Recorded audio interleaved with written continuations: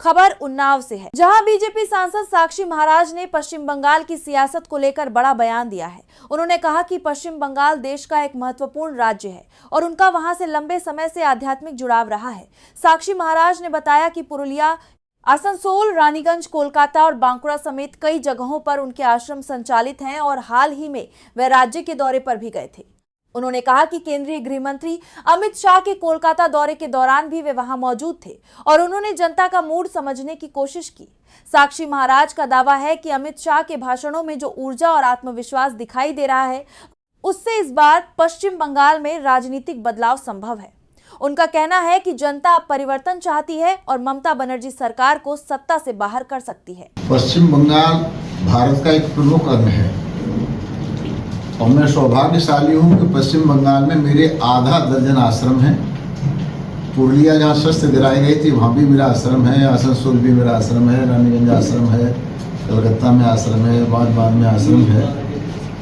और मैं भी अभी दौरा करके आया हूँ। इससे पहले माननीय अमित शाह जी जब कलकत्ता में थे तो मैं भी कलकत्ता में था। जो नवस देख करके हम आए हैं उसमें माननीय अमित शाह जी की वाणी में पूरा दम है और मैंने जो नवस देखी है तो निश्चित रूप से ही इस बार ममता की सरकार को उखाड़ के खाड़ी में फेंकने वाले हैं। साक्षी महाराज ने पूर्व सांसद बृजभूषण शरण सिंह के उस बयान का भी समर्थन किया जिसमें देश में 2 खलनायक होने की बात कही गई थी। उन्होंने कहा कि बृजभूषण शरण सिंह उनके पुराने मित्र हैं और उनका बयान भावनात्मक प्रतिक्रिया हो सकती है। कोई टिप्पणी नहीं करना चाहता, लेकिन फिर भी मैं ये कहना चाहूँगा, अब मैं फिर जफर खान का आपको एग्जाम दूंगा जो अभी विदेश से चल के आए। उन्होंने कहा कि हिंदुस्तान में जितना मुसलमान सुरक्षित है उतना विश्व में कहीं सुरक्षित नहीं है। और हिंदुस्तान में सुरक्षित मुसलमान यहाँ पत्थर फेंकेगा, सरकार को गालियां देगा, मतलब अपनी पैर को काटेगा तो खलनायक हो गया कि नहीं हो गया। नंबर 2, बृजभूषण शरण सिंह जी मेरे मित्र हैं, बहुत जिगरी मित्र हैं। हम लोग जेल के साथी हैं, हम लोग लोकसभा के साथी हैं। वो बहुत कद्दावर नेता हैं, बहुत ईमानदार नेता हैं, स्पष्ट वक्ता हैं, जुझारू हैं। उनके सम्मान में जितने शब्द कहे जाए कम हैं। सवर्ण होकर उन्होंने सवर्ण के बारे में इस शब्द का जो प्रयोग किया है, जानते हैं क्यों? वो आहत हैं। इस देश में सवर्णों की रक्षा अगर किसी ने की तो भारतीय जनता पार्टी ने की। ये कांग्रेस तो तब भी थी जब कश्मीर से पंडितों को मार मार के भगाया गया, माता बहनों के साथ में बलात्कार हुआ। ये कांग्रेस और ये सपा तो तब भी थी। ये सपा तब भी थी जब खुली दुकान हमारी, बंद दुकान तुम्हारी, खुली दुकान हमारी, सरिया मारा पीटा जा रहा था।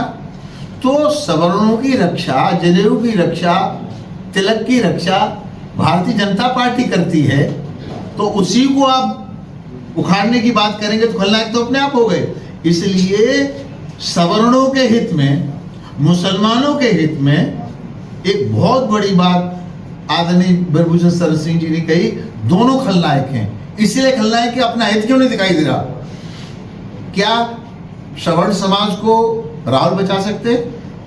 क्या अखिलेश बचा सकते हैं? जिन अखिलेश ने नारा दिया है पीडीए, उस पीडीए में सवर्ण समाज है कहीं क्या? तो ये दिखाई नहीं देता।